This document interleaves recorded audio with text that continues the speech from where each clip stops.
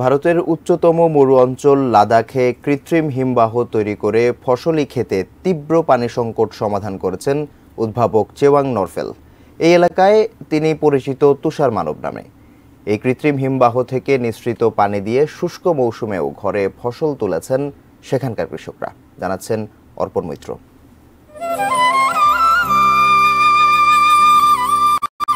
Ladakh trans Himalayan বরফের মরুভূমি।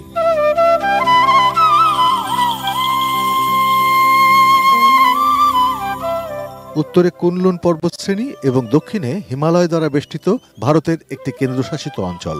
সমুদ্রপৃষ্ঠের ২৭০০ metre থেকে ৪০০০ মিটার উচ্চতায় অবস্থিত। শীতকালে এখানে তাপমাত্রা সাধারণত -৩০ ডিগ্রি সেলসিয়াস হয়ে থাকে। লাদাখের এই এলাকা ঠান্ডা ও শুষ্ক। এখানে বার্ষিক প্রায় ৮৬.৮ মিলিমিটার বৃষ্টি হয়।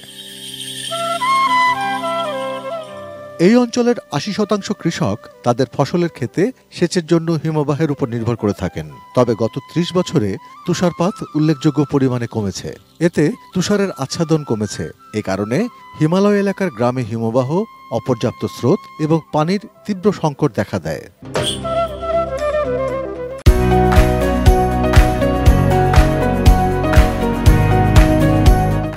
এই পরিস্থিতিতে ফসলের ক্ষেতে সেচের পানি সরবরাহের জন্য হিমালয়ে কৃত্রিম হিমবাহ তৈরি করেছেন একজন স্থানীয় উদ্ভাবক চেওয়াং নরফেল। এ কারণে তাকে লাদাখের বরফ মানব হিসেবে আখ্যা দেওয়া হয়েছে। কৃত্রিম এই হিমবাহ থেকে বছরে ১ কোটি লিটার পানি সরবরাহ করা হচ্ছে ফসলের জমিতে। এই কৃতিত্বের জন্য তিনি পেয়েছেন ভারতের অন্যতম বেসামরিক পুরস্কার পদ্মশ্রী।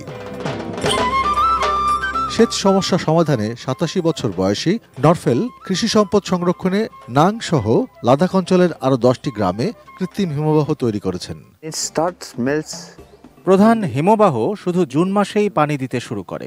আমরা যেহেতু পানি তৈরি করতে পারি না, তাই আমাদের একমাত্র বিকল্প উপলব্ধ উৎস ব্যবহার করা। নরফেল কৌশলগতভাবে বিভিন্ন উচ্চতায় একাধিক হিমবাহ তৈরি করেছেন। গ্রামের সবচেয়ে কাছের হিমবাহ সর্বনিম্ন উচ্চতায় অবস্থিত।